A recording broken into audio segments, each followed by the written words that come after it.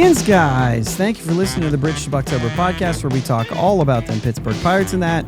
My name is Josh. Today is June 4th. Skenes Day went not how you'd hoped, but maybe an unsurprising offensive flop. The Pirates once again could not take advantage of a stellar start by this rotation, and more specifically, by Paul Skenes. The Pirates fall to 5-8 in games that Paul Skenes starts in the 2025 season. Coming into last night's game, they had 3 Skenes starts where they scored 2 or less runs. 3. They had 3 Skenes starts where they scored 6 or more runs.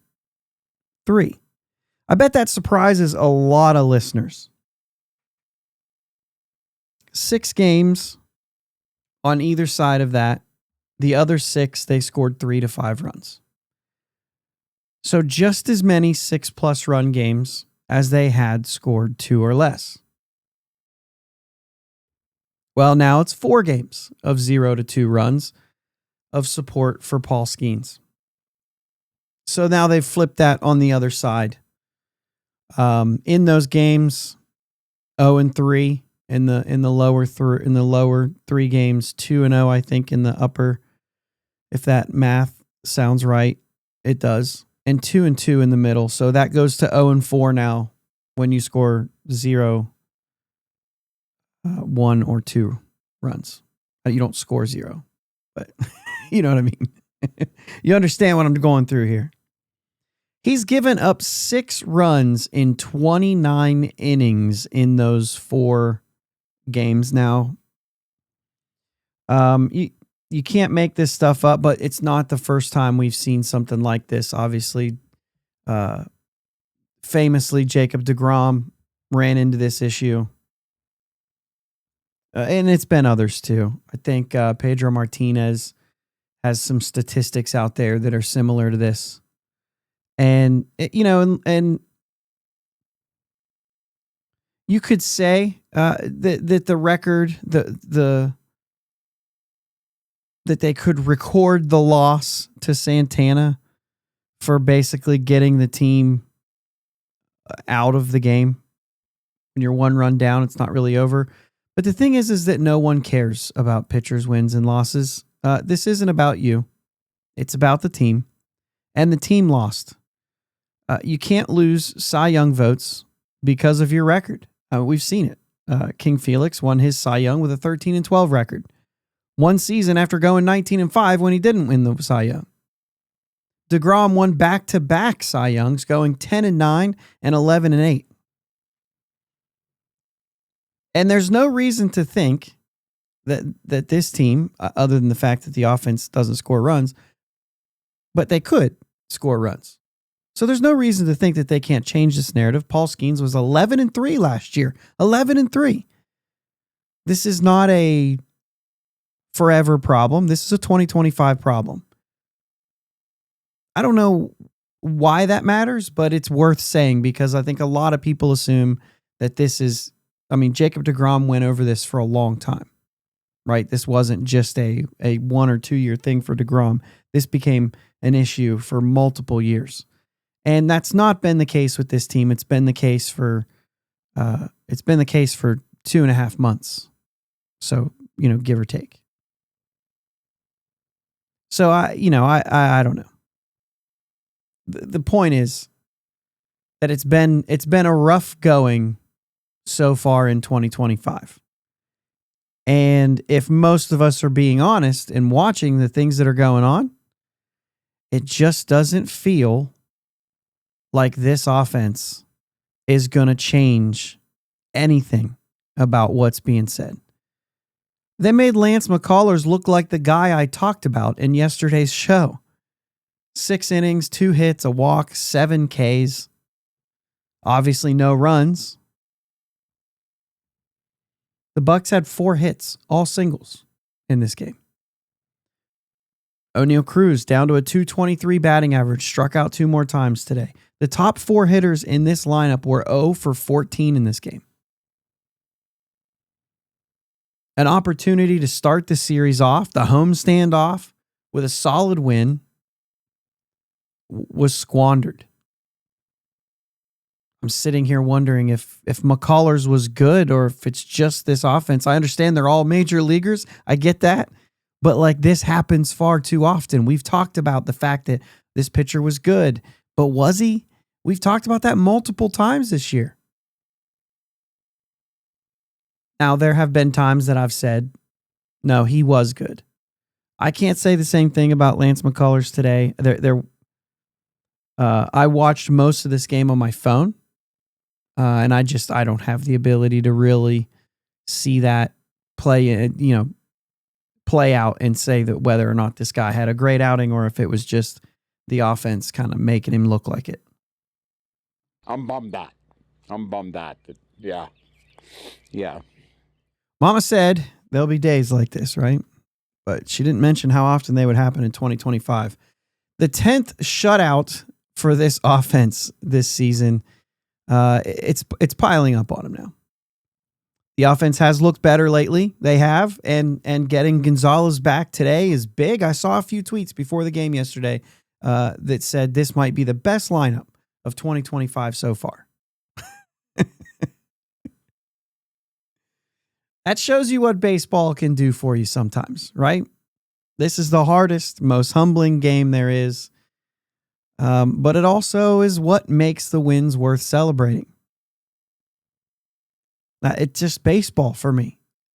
And it sucks that it's happening so much. If this team can bounce back tonight and score some more runs, I'd be willing to consider that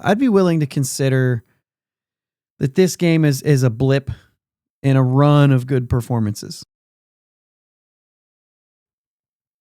But it sort of feels like the confidence they have with Paul Skenes on the mound has become maybe a crutch this season.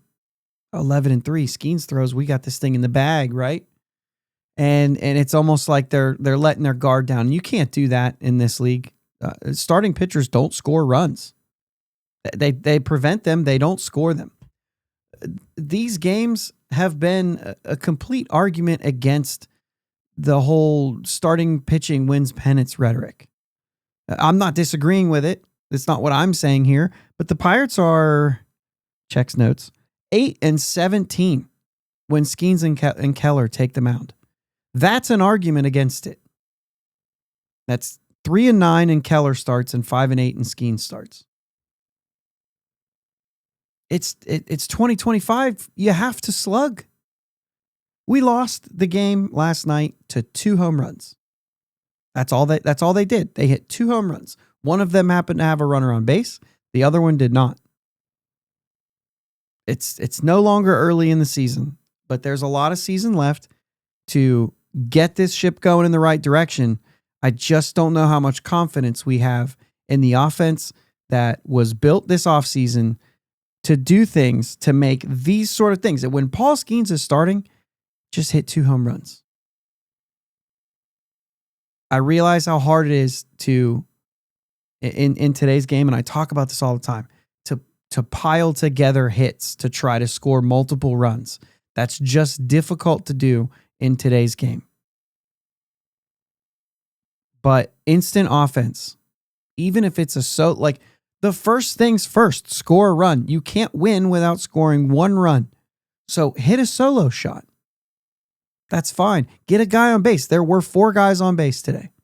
If any of them could have been a 2-run homer, I can't remember right now off the top of my head whether there was ever 2 runners on. I don't think so. I feel like every time we had a runner on, it was either a fielder's choice or a double play, or I don't think we ever had. Did we ever have 2 guys on? Oh, there's only 1 walk in this game, right? Hayes drew a walk. I guess Cruz was hit by a pitch, but then he got thrown out stealing. Gonzalez was on, got thrown out stealing. I'm not sure. I'm not sure, but I just don't remember. It's leaving me. But either way, this can't continue to happen. And they're going to have to figure out a way to score some runs and to not let their guard down when their two big dogs are pitching. They have to figure it out. I mean, we saw the offense. We've seen it in the last few days. Nick Gonzalez comes here. He goes 1 for 3 with a hit. So it's not that it was like, oh, well, we put Gonzalez in and Frazier would have done better. Like, Frazier wasn't going to score 3 runs. And Frazier's been hitting well lately. So this actually makes you wonder in the back of your head, like, what if you'd have played Gonzalez at third? Not in this game, but what if you give Gonzalez some games at third, leave Frazier in the lineup, or Gonzalez is short and IKF at third, or whatever you want to do, just for the offense to say, well, Key's not necessarily hitting. Unless, of course, there's runners in scoring position, which he's hitting over 300. So there's that. O'Neal Cruz hitting 250 with runners in scoring position, with a lot of strikeouts. So I don't know. And a lot of walks. He's not being pitched to very well. I mean, I'm sure that a lot of those strikeouts are stretching the zone a little bit. But, it's just the idea of who's going to come through. Who's going to come through when it matters or before it matters. Get out early. They had a pitching matchup today that they could have got out early on McCullers. It didn't happen. I'll hit it again. I'm bummed out. Yeah. Yeah. So let's talk about Dowry Moreta, because Sunday night's live show and then yesterday's show rather, we talked a little bit about Moreta and the possibility of him coming back, and he's on a rehab assignment and what the rules are on rehab assignments and yada yada. And so we understand position players get 20 days before you have to make a decision to option or reactivate. Pitchers get 30 days. We were trying to do that math. I looked back and I saw on May 6th that they had sent him on a rehab assignment to Indianapolis. So I was counting my days. June 5th, they have to make a decision. That was what I based everything on. On Sunday night's show, OG Minlow was on, filling in for Jake. If you didn't get to listen to that, go listen to that. Just getting a different voice on the show was a lot of fun, and it was good fun to hang out with him and talk some ball. But he mentioned something that Ethan Houlihan had also mentioned about extension, like 10-day extension for Tommy John guys. And then I mentioned it again. Well, I got to talk to Ethan. We sent some messages back and forth talking about this, and it's all squared away in my head. I understand it. I actually wrote it down here so that I wouldn't get it wrong. His rehab assignment to Indy was May 6th. We were right about that. But before that, April 29th, his rehab started in Bradenton. So they put another on the transaction list. They put another event when he went to Indianapolis saying that they sent him on a rehab assignment to Indianapolis. So I didn't look back to April. It's on me. April 29th, his rehab started in Bradenton. 30 days after that started would have been May 28th. That's when the initial 30 days ended, on May 28th. In the rule, however, if you're recovering from UCL reconstruction, you may be granted 3 consecutive games. I should read the actual, because I wrote this from memory, but Ethan did actually, he even sent me a screenshot. Here it is. Notwithstanding the foregoing. Okay. I hate that kind of verbiage, by the way. It's so annoying. A player rehabbing from UCL reconstruction surgery may consent up to 3 consecutive 10-day extensions of his rehabilitation assignment with the approval of the commissioner's office and the association. So, that whole commissioner's office and the association, I consider that to be MLB. That's how I'm going to say it. But we understand that it's actually the commissioner's office, the Players Association. They have to approve this thing. So 3 consecutive 10-game extensions approved by MLB.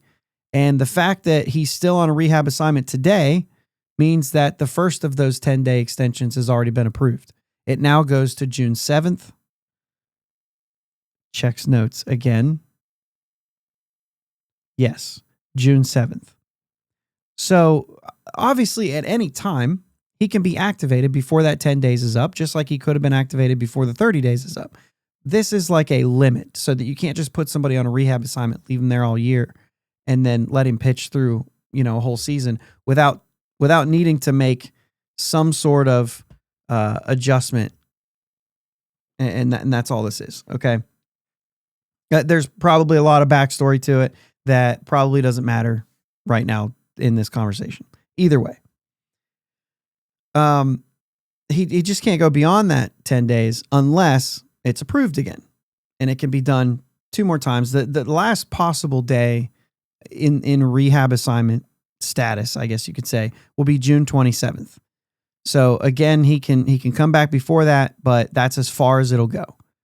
At that point, he could be activated and optioned, or activated and just put on the roster. So just as an update for Dowie Moreta, because we've been talking about him, but we haven't really given that official update. It's worth saying here. Let me find my update. I put some numbers down here. 2.53 ERA so far this season, just 10 2/3 innings. He's been walking more than you'd like, but since he's in AAA, he's getting out of those jams pretty well. Very low average against. So he has 14 strikeouts to 8 walks, only a 194 average against, but it's still a 1.41 whip, which is probably too high to consider him like ready. You come up to the major leagues and you walk that many, it's bound to bite you. Like he's getting out of the jams in AAA, but you want to see him not create the jams himself, if you know what I mean. So we did see Kyle Nicholas face a couple hitters last night, but literally just threw 2 pitches, got 2 outs. Day was over.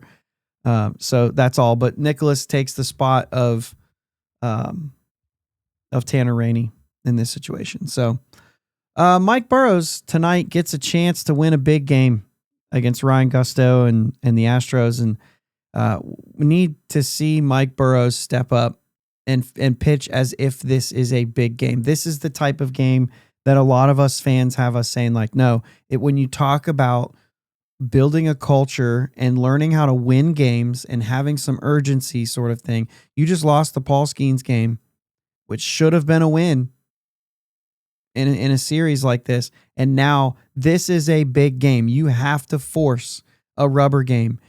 Going into that game trying to avoid a sweep is not that's not ideal. That's not what you're trying to build. And so this is an important game, and they should treat it like it's an important game. Hopefully the offense will get back on track here, and especially the top of the order, because 0 for 14 at the top, not going to get it done. Not going to get it done. Have a great Wednesday, friends. You are not defined by the successes and the failures of the Pittsburgh Pirates. I'm bummed out. Dang it, Bobby. Either way, let's go Bucks. Thanks for listening to the Bridge to Buctober podcast. Subscribing to your platform of choice is the best way to be notified for new episodes. And now, new episodes every weekday. Remember, live shows with my dad and Uncle Jake are Sundays at 9 p.m. Subscribe to the YouTube channel and join them in the live chat every Sunday. Follow them on Twitter, Facebook, and Instagram at Bridge2 Buctober. Clear the deck, cannonball coming, and let's go Bucks. Dang it, Bobby.